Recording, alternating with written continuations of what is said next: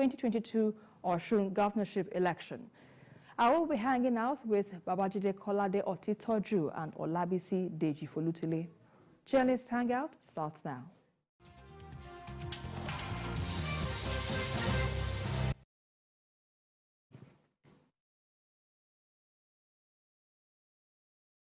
Parliament to get a chance to meet the Lawmaker of the Week. Events are critically reviewed. You can also observe plenary in Yoruba language. I am Abimbola Agbebi. Join me every Friday at 9 p.m. as I take you through the activities of the legislature. In the month of December, on the 1st, it is World AIDS Day. On the 3rd, attention shifts to persons living with disabilities. And December 9th is dedicated to International Anti-Corruption Day. 10th is Human Rights Day, while the 11th is the 2nd anniversary of the abduction of over 300 students in Kankara, Katsina State. On the 12th of December, the World Health Organization dedicates the day as Universal Health Coverage Day. On the 17th of December, the abducted Kankara boys were freed 6 days after. 18th of December is set aside as International Migrants Day. It is the last month of the year. Brace yourself for an interesting December. Stay with TVC News. Politics is defined as getting what, where, when, and how. But in the mix, many things come to play to shape the political fortune of any country. Honorable Minister, that's how you misinform the public. From the political actors to the electorate, campaign to voting, from debates to policy decisions, big events happen to engage us in constant conversation. That's what we're looking for. Not some people who are talking about ethnicity. No. Who is on your mind? Don't worry. Join me every day on Politics Tonight, where we dissect issues that shape our political destiny. Politics Tonight, weekdays on TVC News. It's not your regular show. It's an online interactive session where we share my views on the everyday issues that cut across politics, security, health, current affairs, governance, and so much more. I am passionate about our country. I choose to support any conversation geared towards building a better Nigeria. I am Babajide Kolade Otitoju. Join me every Saturday on TVC News YouTube channel as I discuss Nigeria and the world at large on the show Issues with Jide.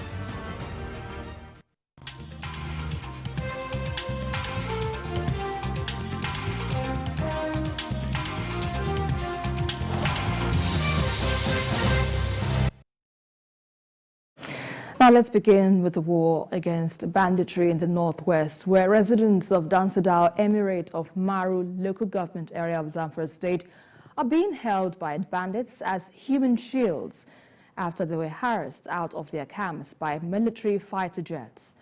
According to some residents, the bandits rode on more than 300 motorbikes into Dandala, Danguru, and Dangugu rather, and Madada communities and took some hostages, refusing to allow anyone leave. Now, the bandits insisted that they will all die together since the military has decided to carry out air raids on them. Well, while we wait for Deji Folutile to join us on the show, Babajide, let's quickly have your thoughts on this matter, because you understand, even before now, about 90 lives were lost in the Air Force carnage, which has been described as a huge collateral damage on the part of the federal government. But how would you react to this development in Zamfara state at the moment?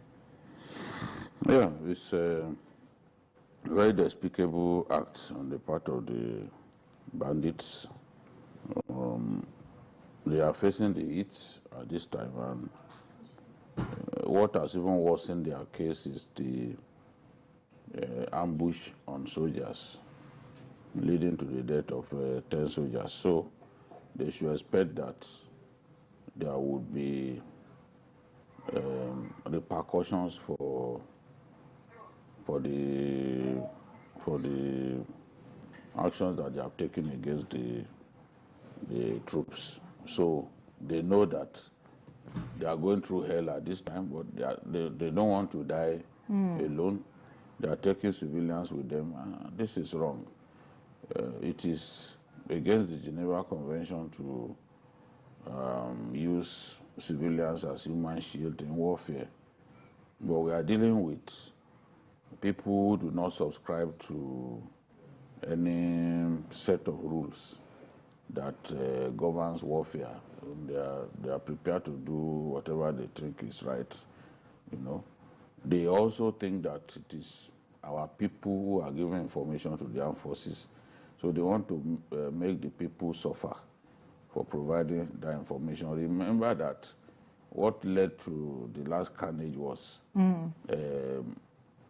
information that they were going to carry out reprisal attacks on the vigilantes who had killed them earlier on, killed a lot of their men earlier on. So they saw that the vigilantes got information that they were coming for reprisal attacks. They then notified the military, and the Air Force moved in. That was what led to the attack. But in doing that, they meshed with market men and women, and in the bombing that followed, some civilians were killed. We don't know how many civilians were killed. In this kind of situation, all kinds of figures get bandied around, but the fact is people were killed, and the governor has even communicated with the families of the disease. So what these guys are doing is they are trying to blackmail the military to slow down. Remember, Bello Truji the other day said, look, I've stopped killing people. I'm not going to be attacking communities again. I want peace. They usually ask for peace when the heat is upon them, when the heat becomes unbearable upon them. When they are on the ascendancy, they don't ask for peace. They are happy to take our people prisoner. They are happy to take people hostage and make money off our people. But once the tide changes and they begin to feel the heat, because they too don't want to die, they start promising that they won't carry out attacks again, that they should be left alone. They say, but once you leave them alone and they gain some respite, they will return to killing people, they will return to stealing cattle, they will return to kidnapping our people. So the best that the military can do at this time is not to slow down. You have to go after these guys and be precise in your attack so that collateral damage will not happen. I know that in war, this Collateral damage is bound to happens. happen. The Americans killed a lot of civilians in Iraq, a lot of civilians. Sometimes you could be misled about who and who had gathered at a location. And then when you drop your bombs, it's after you drop your bombs that you now discover that, oh, that was actually a funeral procession, not a band of terrorists. You know? So these things happen, and that's why those who do not know, those who found the embers of war, they don't know that war is not good for anyone. Absolutely. It's not good for anyone, because at the end of the day, innocent people will die. It's inevitable that innocent people will die when you are going through warfare. You know, and this also brings to mind with what you mentioned earlier during the course of the program, not today, but about 2 days back when we focused on the Zamfara issue. And you mentioned that our security architecture, where we need to have more technological advancements in handling situations like this. With that in mind, do you think we have the capacity to deal with the situation, even though we are yet to fully get to that point where we have technological advancements in this case? Well, what I would advise is that we continue to invest in game-changing equipment. Right. When we're talking about game-changing equipment, there are different types. There are some equipment that when you have it, your night fighting capability gets enhanced. There are some goggles that you put on in pitch darkness and it will look like daytime. Because Boko Haram had this habit of launching attack on our troops at night. In fact, the attack that led to death of Colonel Abu Ali actually happened around 10 p.m. So now if we have night vision goggles, night vision capability, because some of our airplanes, some of our helicopters could not fight at night. Now, if we have a lot more airplanes that have night fighting capability, if our troops are all equipped with night vision goggles that make an infrared equipment that make nighttime be like daytime, they can see the whole area.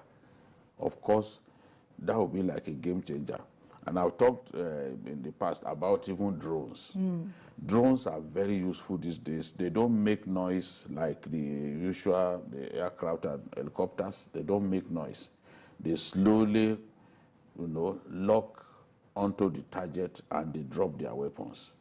We are using a lot of those unmanned area vehicles now. We need to invest a lot more on them. Right. Some countries of the world now use drones that are capable of being airborne for more than a month. No need, and some of them are actually powered by solar. You don't need to buy diesel or petrol, buy aviation fuel or this thing. They are up there just fighting for more than a month. You know what that means. It even saves you money, because if you have to burn aviation fuel for that long, it's extremely expensive. That's why people say that warfare is extremely expensive. So let's quickly take this call from Kaduna. Haruna, if you're still on the line, please go ahead with your contribution. Oh, apologies there. It seems we have lost the connection. But let's quickly go on a break. We'll have more on our next topic when we return. Stay with us.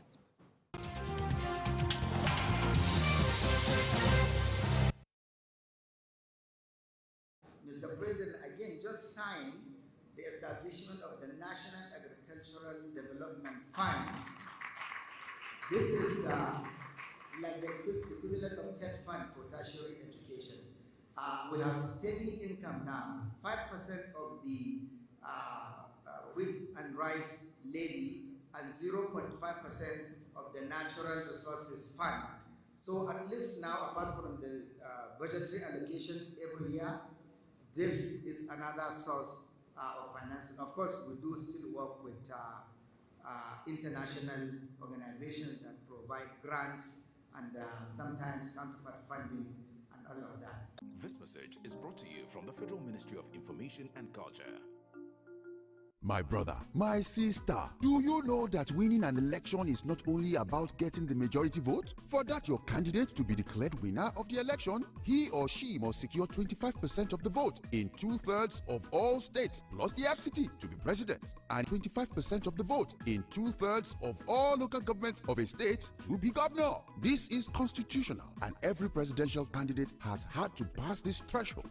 Even governors have had to make this mark to get elected in their states. We live in one country with different languages, religions, and ethnic groups. This is why it is not enough to have only northern votes, or southern votes, or eastern votes, or western votes. The only way to get elected as president or governor is by gaining enough support across the country and states. Let us make sure that we know now, so that we don't cause an issue tomorrow. This message is brought to you by the Center for Democracy and Development, CDD, with support from the Foreign Commonwealth and Development Office, FCDO. It's a new dawn for Nigeria. Oh, better days are coming. Better days that gives us hope and strength. All Latino boys determined to keep this hope alive. Bring the smiles back to all Nigerians. It's a new dawn in Nigeria. Renewed hope beckons on our people. The silver lining dots the skies. The firmament portends a bright future as the people of Nigeria move to vote a man whom they have come to trust for the realization of their aspirations for a better Nigeria. That man is Asiwaju Bola Tinubu. He has been tested. He can be trusted. Vote Asiwaju Bola Tinubu as President of Nigeria 2023. Vote Kashim Shettima as Vice President. Vote APC. Surely with Bola Ahmed Tinubu, the smiles are returning. We are close to home. Bring the smiles back to all Nigerians. How important is comfort to you?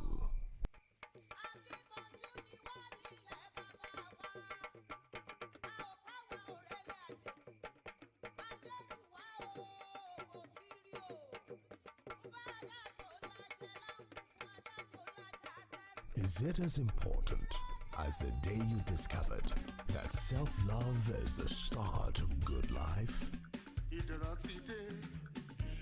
Here is a comfort that your self-love, Iderade. Transit into your serenity. The opportunity awaits you on this peace of mind as you pay in installments of 24 months with initial deposit of 500,000 naira. Serenity at its finest.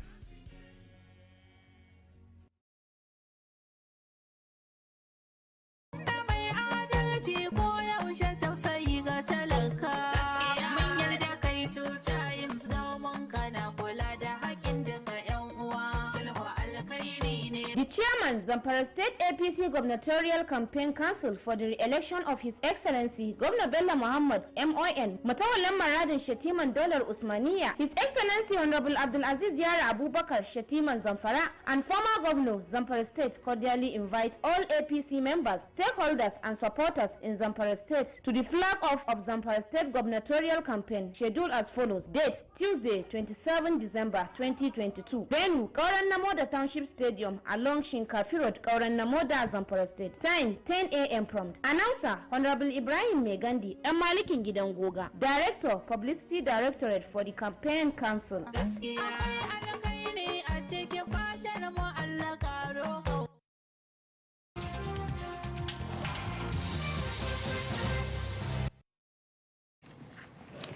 Now, one Rashid on Twitter has accused officials of the Nnamdi Azikiwe International Airport, Abuja, of theft and damage of his luggage. Rashid, who shared a photo of his damaged luggage on his Twitter handle, said he was returning to the country after 4 years. And he added that he didn't realize that his items were missing until he got home. Now we have Olabisi Deji Folutile with us in the studio. Good to have you on the show. So let's begin with you now. This matter that has been, these allegations rather, I would ask, is there any possibility in this, although it's an allegation, is there any possibility in this theft going on in the airports? Yeah, there is a possibility, and it's not just a Nigerian case. Other airports have also recorded some form of theft, just that the only difference is that the culprits are usually caught because of the surveillance system at the airports. I remember a case, I think this year in Moscow, at the airport, somebody was accused of stealing about 380,000 euro or thereabouts. And, but he was caught. He was actually arrested, not caught. He stole the money. He also opened the luggage and took the money or something. But because of when he was caught, they were able to even collect the money from him because it was still kept under his coat, so to say. And according to the videos that were online at that time, it was learned that he was working for a crime gang. So it's possible for one's luggage to be stolen, and it's also possible for a luggage to be bastardized the way that Rashid showed the picture. Yes, the picture that we saw. And if you notice, that is why, and he actually did that too. You could see that he sellotaped that luggage and all of that. That's why people also use padlocks on their luggage when traveling and all of that. So I'm not saying that it is not plausible. It is plausible.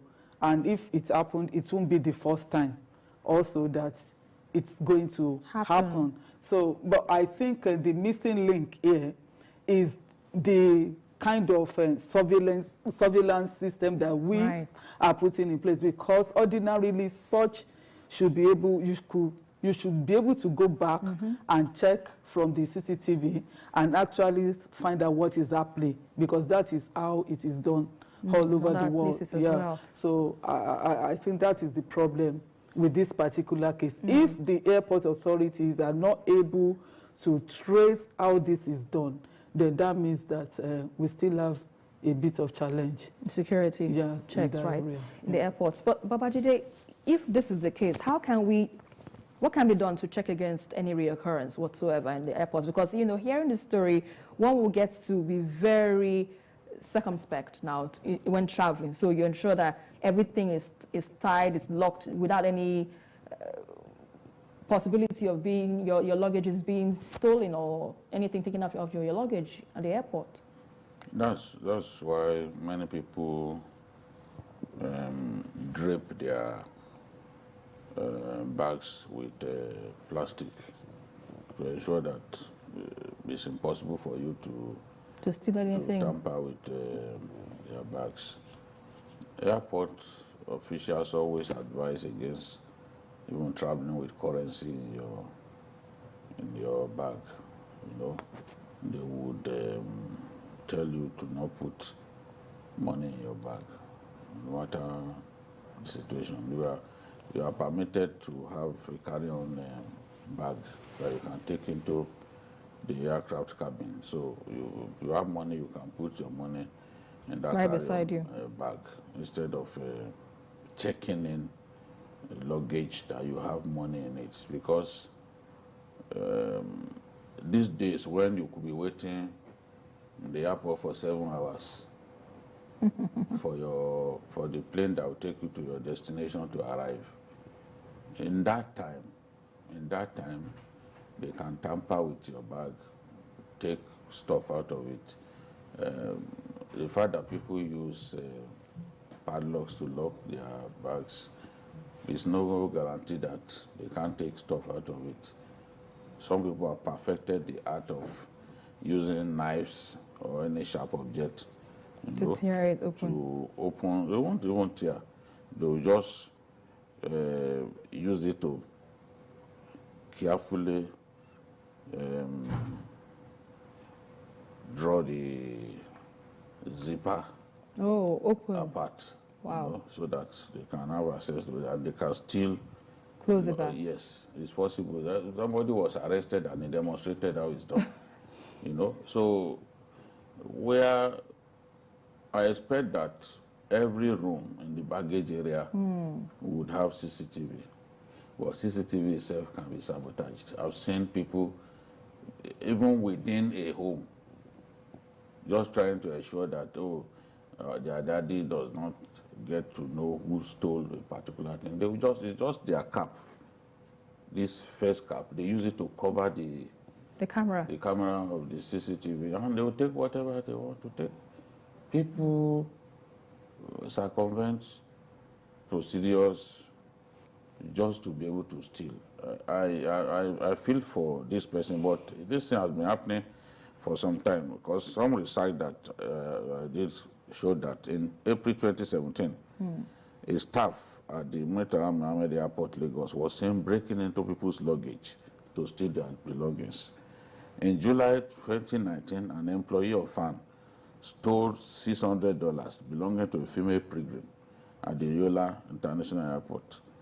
Then in August 2018, an employee of NAMA, that was the Nigerian Space Management Agency, connived with Lagos Airport security to steal goods from the customs warehouse. So there are people who work in the airport who are rogues, who are criminals, just looking for the slightest opportunity to steal people's things. So anything that you find very valuable, the best thing, don't check it in. Because when you check it in, with these delays that we suffered these days, when I was coming, the aircraft was delayed for about 4 hours. And I thought things had even improved with the very high transport fares that we are dealing with now. But people still go through the process. Yes, because that's when your bag is in their custody for that long, and there is no security in terms of CCTV and all that. Some of them will exploit the situation. They will exploit the situation, and don't forget, they are able to know using their scanners what you have inside your bag. So I feel for this guy, but I think what has happened will push the authorities to do the needful, get those places more secure, put gadgets there that will, CCTV there that will ensure that we can play back and catch the person who committed this crime. Yes, but I can say that it's gone down. The cases used to be more than rampant, this. Yes, right? I think it's gone down. But what this guy has posted has shown that it has not ended. It may have gone down, but it has not ended. But people should, if you must put something valuable in a bag, get them to drape it with nylon, as they do in the airports. The equipment is there to drape it completely so that no one. But this one was even draped and it was cut. Yes, it and did. they still found they it. Still, just like the way you explained. I mean, there is no remedy there. But now I'm thinking that it wasn't draped. So if there's no remedy, so that given means... up. If it's draped, I always say that impossibility is nothing to the Nigerian. Right. You know, impossibility is not. If they draped it, then how did they still manage to get? I know, So it's your tent or Israel? I don't know. Carry it into the cabin. Okay. Unfortunately, if you are having items like perfume and all of that, you can't. They won't allow you. No, but whoever is stealing people's perfume must be demented. There are other things that you have to steal if you must steal. But they did for him. You are stealing perfume. What are you going to do? You get caught for stealing perfume that you can only use for a short while. Well, exactly. And then you pay. You may go to jail. You lose your job. I don't know how some Nigerians reason. What are you going to steal a perfume for? I think they call that kleptomania. So those who are... Yes, some people even steal what they don't need. They don't need, exactly. It doesn't know what it's meant for. Just take it because you have the ability to take it. Yes, because you just feel like stealing. You have itchy fingers. Those kind of people, if they get the opportunity to be in government, we accuse our leaders of stealing. People who will steal what they don't need. And of course, even some of the people in government steal so much money that you question you ask yourself is that, do they think they have many lifetimes? Maybe you and I are only entitled to one lifetime. Absolutely. You steal in a manner that suggests that you think you have plenty of lifetimes. I mean, it's crazy. Indeed, it is crazy, and let's hope that we get a change of heart, perhaps. Well, let's move on to our next issue of discussion, where the voice of reason has finally prevailed on the Central Bank of Nigeria regarding its cash withdrawal policy.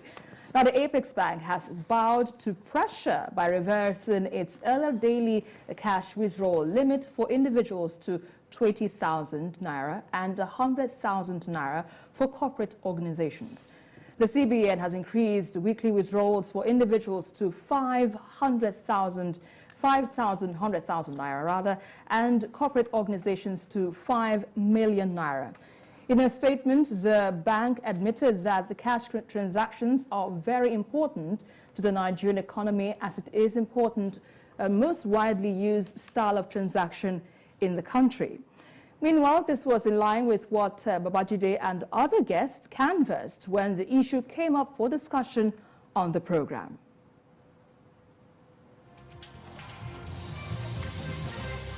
These policies are good. It's meant to sort of sanitize our financial system. Good. It's meant to, railroad us, as it were, towards cashless policy.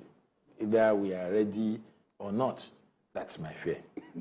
Because if you say, look at it for instance, 200 naira will be the highest denomination from an ATM, and the highest you can get with 20,000 naira per day. That's it, if it is 100,000 naira per week.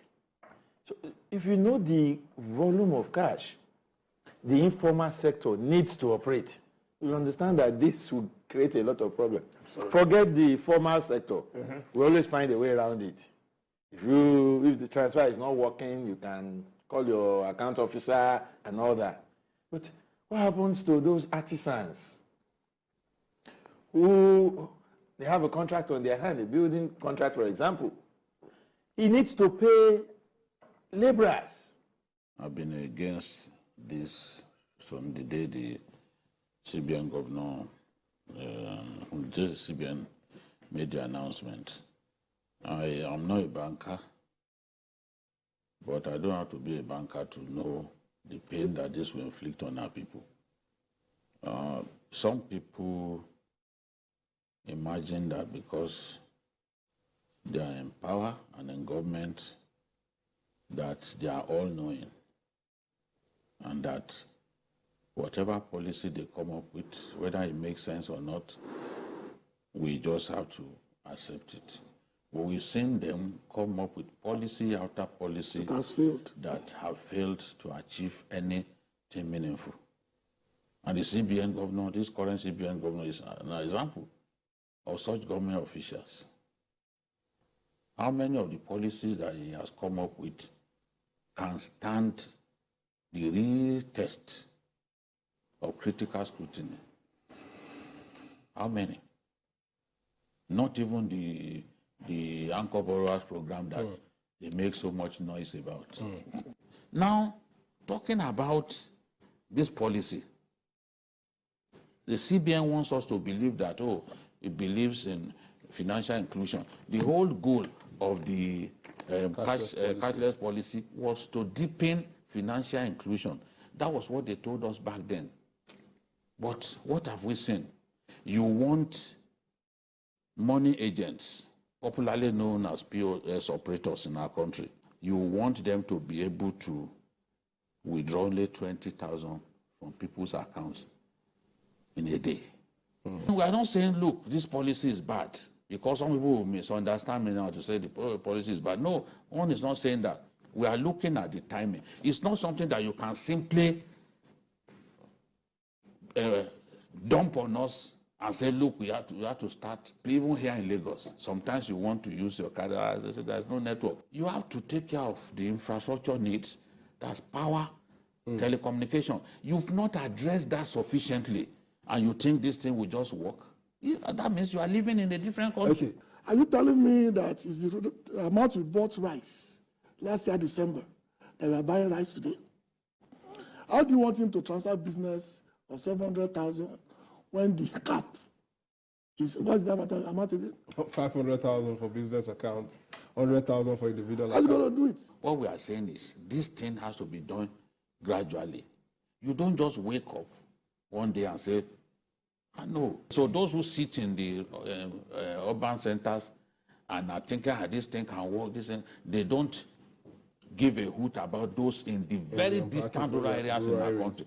You are not more Nigerian than those people. Some of them work harder than the people in the cities who even have access to money that they can steal. Well, you and I know that mortality is a leveler. The man is looking at the end of his tenure and he's looking back. I could not see anything of value that he has added in relative terms to the normal people of Nigeria. So whatever he's doing now is basically a knee-jerk approach to create a legacy. And I can tell you this is not going to work.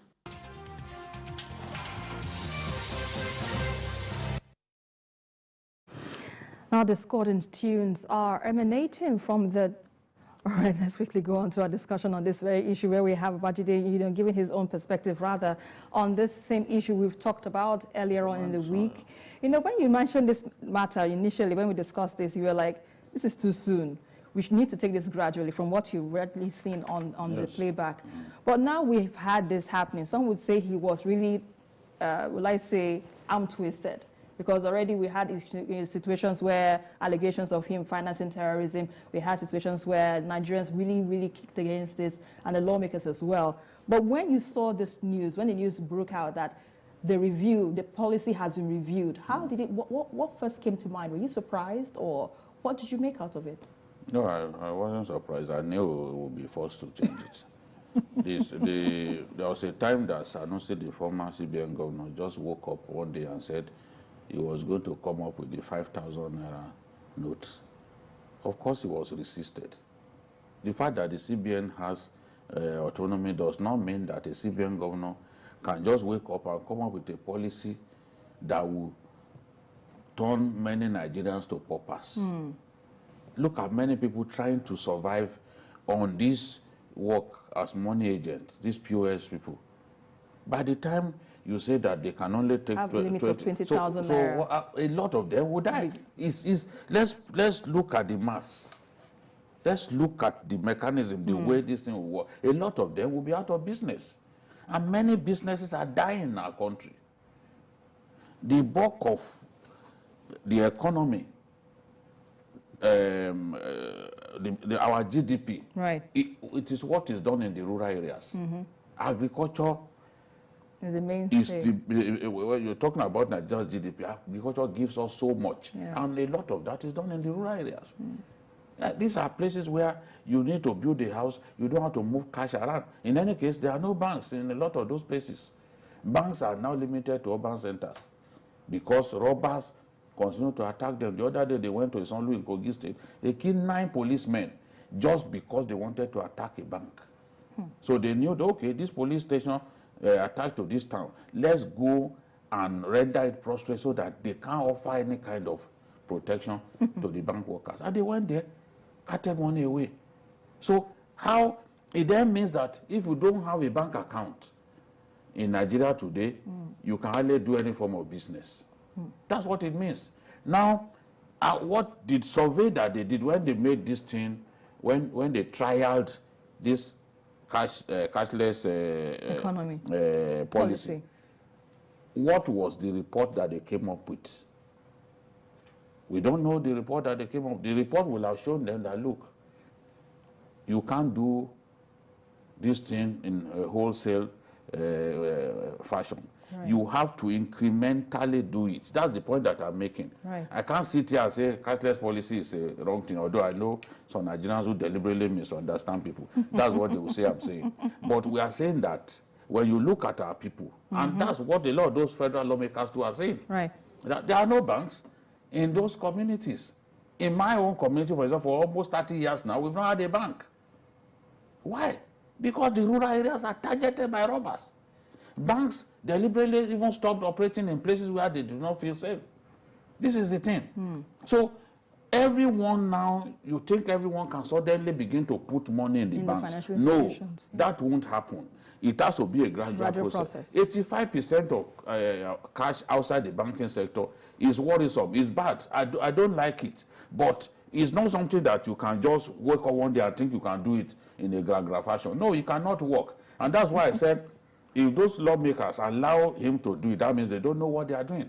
And there was pressure. Because I remember that the House of Rep Speaker announced that he was going to see the president about this. So I'm not surprised. Let people who are saying that, oh, it's because he was twisted. He also said that, look, that they can increase. Do you remember? Yeah, absolutely. He said we can increase it, but we will not stop the policy.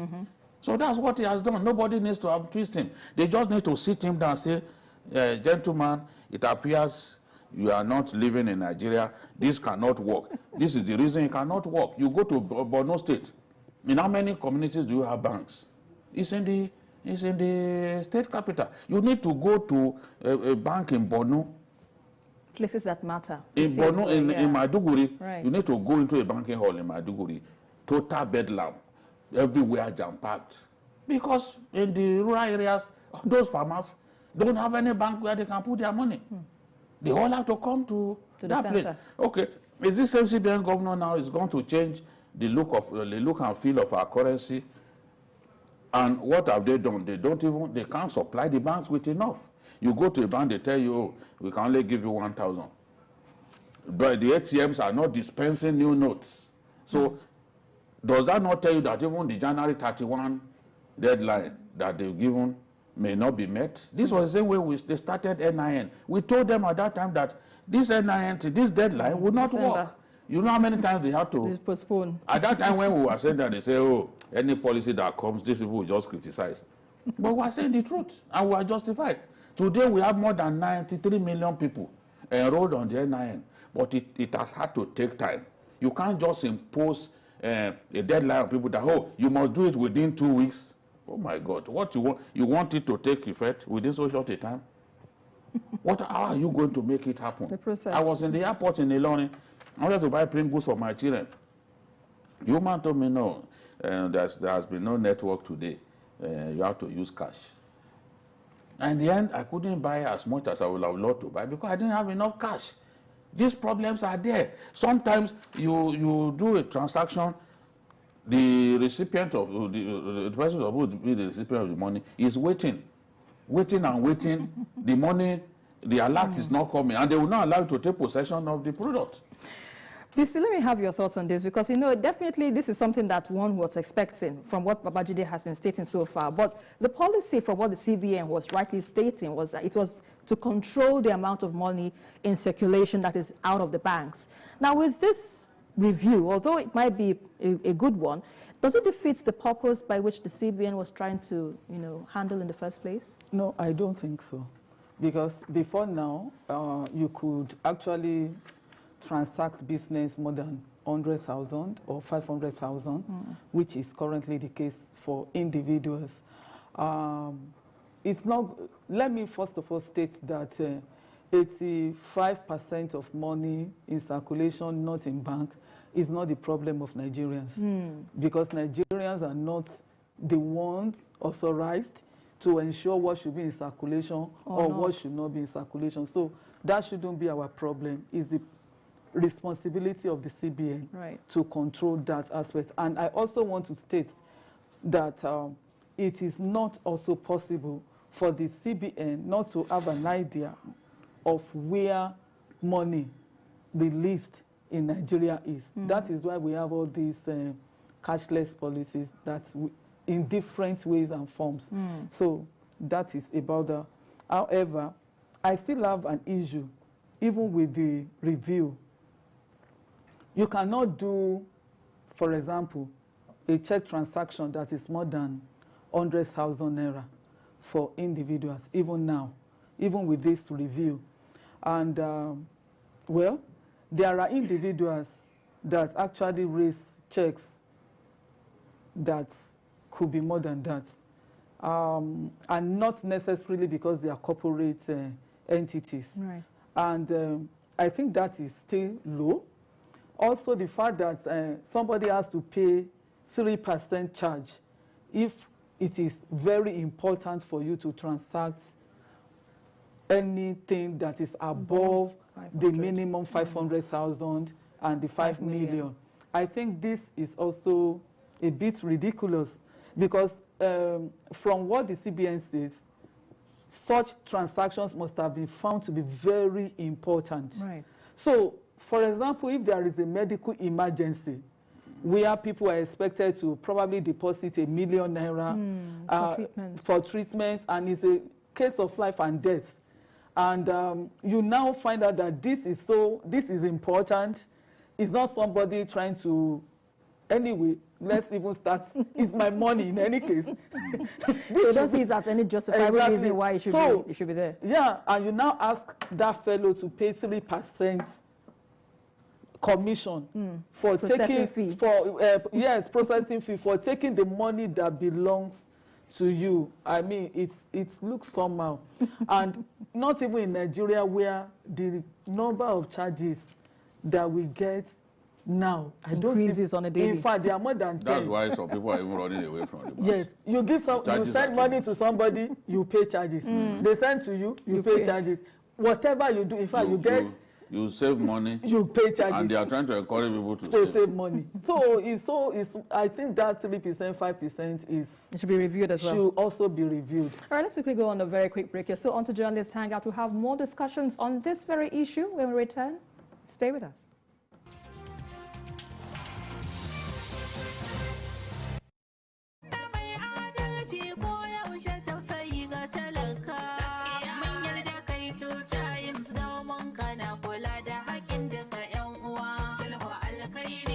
The chairman, Zamfara State APC Gubernatorial Campaign Council for the re-election of His Excellency Governor Bello Muhammad MON, Matawallan Maradin Shatiman Dolar Usmaniya, His Excellency Honorable Abdulaziz Yara Abubakar Shatiman Zamfara, and former Governor Zamfara State cordially invite all APC members, stakeholders, and supporters in Zamfara State to the flag-off of Zamfara State Gubernatorial Campaign, scheduled as follows. Date, Tuesday, 27 December 2022. Venue, Kauran Namoda Township Stadium, along Shinkafi Road, Kauran Namoda, Zamfara State. Time, 10 a.m. prompt. Announcer, Honorable Ibrahim Megandi, Malikin Gidangoga, Director, Publicity Directorate for the Campaign Council.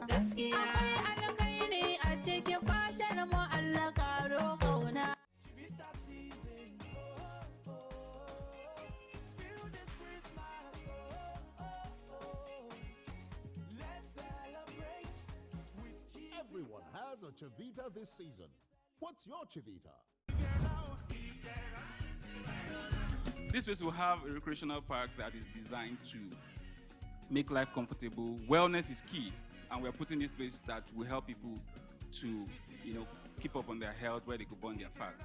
And the timeline for this project is estimated to start and end within 18 months. But however, it starts in phases. The first phase is to get this place secured and gated, which is done. Mowe is a growing city, and if you are very, very smart, then you realize that the Lagos-Ibadan expressway that is being developed is going to throw Mowe open furthermore. People that have gone ahead of us have great investment here, and even way in the 90s, even before we thought about coming here. So I think it's a good idea, Iderade coming here.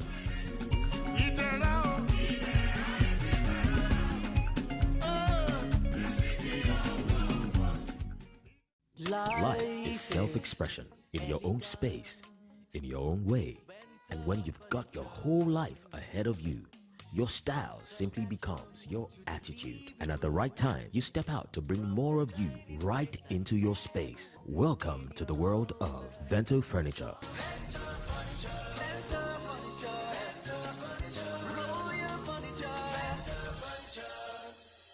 Season's greetings. Think home, think Vento Furniture. The non-oil revenues contributing 30 to 35% to the federal budget.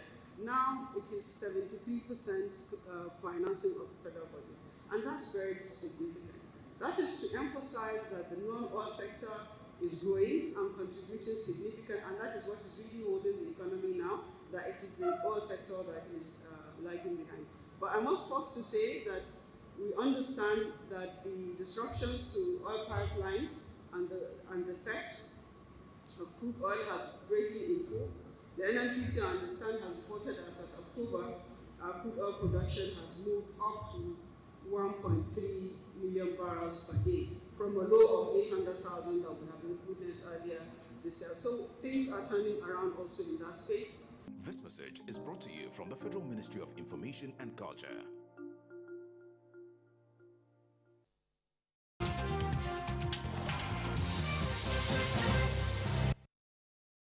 Welcome back. It's the On to Journalist Hangout, and we'll be staying on the CBN review of the cash withdrawal policy, which has now increased weekly withdrawals for individuals from 20,000 naira to 500,000 naira. So, Babajide, before we went on break, or while we're on break rather, we're talking about this change. But my question is, if the CBN's policy was targeted towards a cashless economy, what then should the CBN be doing at this point? So knowing that it has to take in it needs to take in other factors to ensure that, okay, everyone is on board this new this economic development, if I would say. The CBN says, this will help us defeat money laundering and all that. The poor Nigerians, the ordinary Nigerians, the villages and all that, they are not responsible for money laundering, but they are the ones that this thing will affect the most. That is why when Nigerians just jump at a policy because somebody in government push for it, you want to assume that, this is the time for you. You have not done some critical reasoning. There's the poor Nigerian does not have any business with money laundering. It is the elite who are involved in money laundering and using money to perpetrate crime in the country. Some of them are sponsors of terrorism and all that. So they are the ones who move money around anyhow. So how can the CBN target those individuals? Or what can be done? It is not, you see where I'm going, it's not even the job of the CBN alone. Right. Part of why I said this thing will fail is because of insecurity. Okay. You can't have a system that thinks it can turn everybody to a bank user at once. A lot of our people, due to cultural and religious reasons, will never take their monies to the banks. And I've said it in Kano, that the Kantinkori, you see people that are transacting business in billions. Some of them don't use the banks at all. They don't use the banks at all. And you have business people coming all the way from even Central African Republic to come and buy textiles from there. They don't use the banks. You can't even convince them. I had an uncle who tried to convince one multimillionaire in Kano in the 90s. He said, no, that it's against my faith. And he refused. And he was doing big business, so much money. You can't convince him. They came up with Taj Bank and the Jaiz, the Islamic banks, non-interest banks. But it's still difficult to convince some people to use the banks. Now, what they've done in other countries, I've talked about the, South Korea, when they wanted to do something like this, they created incentives. Right. They got big business people as champions of the cashless policy, and then created incentives whereby even VAT that you are supposed to pay on your goods, on transactions, because you have subscribed to the cashless idea, they tell you, no, don't pay. Gradually, those big business people were the ones who are now trying to convince others to say, okay, let's do it. Today, South Korea, by percentage, is the second best at this cashless policy thing in the world. By percentage, in terms of the success that they recorded, you know. So we too have to start and do this thing incrementally. Right. Not that you just come and bring a policy. You've not gone to Kauranamoda, where the big beans farmer does not have a bank account and is doing his business, is doing it well. You have the bulk of the business that we do in our country is in the rural areas. Right. And not all of them, the rural areas, will agree to get into a bank. Sometimes it's not even their fault. Sometimes not even their fault. The banks are far away. So this is the thing. Look at a system. Before you do a policy, think critically. Right. Can it work in this? We've had situations in the past that our leaders will not think before coming up with a policy. When they now see that, oh, it cannot work, they will be forced to swallow their vomit. You know, you have to think, can it work? Why is it that I can't work here? Why is it that I can't work here? You know, even Soludo tried decimalization. Right. At the end, they couldn't do it. CBN governors should be too clear-headed to be coming up with ideas that they've not thoroughly thought about it and engage people across board. You remember the finance minister said, look, when they wanted to redesign the currency, she said she was not aware. So is that the same thing that happened this time? That critical stakeholders were not carried along. Right. I've seen people from manufacturers to petty, these small and medium enterprises. Yes, all of them saying, look, this is an attempt to kill POS. This thing will not work. For people to come out like that, it shows that that policy has K-leg, you know. Right, but I'm happy that they've at least jacked it up. That way, to encourage people. Yes, more people will not complain, you know. So, but at least not to come and say 2020, you can't take more than 20. Are you the owner of the money? Your final thoughts on this, because we are running out of time. Yeah, I also think that even the policies that we have on ground, the CBN should try to implement. For example, I know that before now, there is a limit to the cash deposits that companies and individuals could make, and withdrawals also from counter. I don't know if people have been withdrawing more than that, and what CBN has been doing about people that attempt to do that. I think we should also work on that. So policies in place, let's ensure that they are well implemented. Right. I've seen occasions where, you know, when it comes to Forex, for example, you cannot deposit more than 10,000, I think, as an individual. But you will be advised to just deposit $9,999. Several places. You know, that kind of thing. So we should work around making sure that our policies work. Work indeed for the good of Nigerians as well. Exactly. Well, that's about it on the show tonight. Well, thank you very much to our guests in the studio, Babajide Kolade Otitoju, and of course, Olabisi Deji Folutile. Thank you so much for your insights on the show. Well, that's about it. Thank you so much for watching. Join us again for another episode. You can watch a repeat broadcast tonight at 11 on Sunday from 1:30 to 3:30 p.m. We are also on YouTube at youtube.com/TVC News Nigeria. Many thanks for watching. I am Esther Mokwariola. Bye for now, and God bless Nigeria.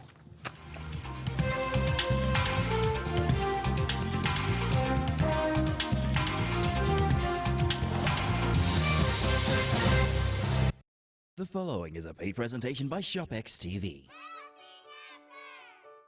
Struggling with energetic kids and you can't get them to get to sleep? Tried so many things to get them to snooze, but nothing seems to work. ShopX TV is proud to introduce an amazing gift for the kids. Introducing Happy Nappers. They are happy, happy nappers. They love to sleep and play with you. The perfect play pillows that pull open to a sleepy sack surprise. Who are the happiest nappers of all? Happy Nappers! They are more than just play pillows. They are comfy sleep sacks that keep your kids warm and wrapped safely in their favorite play characters, day or night. With a simple pull and zip, your child can snuggle up and nap inside of it. Imagine children that actually want to take a nap. They are your go-anywhere friends.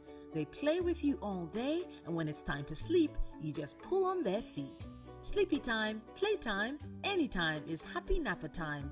And when the napping is done, they fold back in for even more fun. Ordinary play pillows or blankets are not as much fun, and they don't hold the heat in, unlike happy nappers.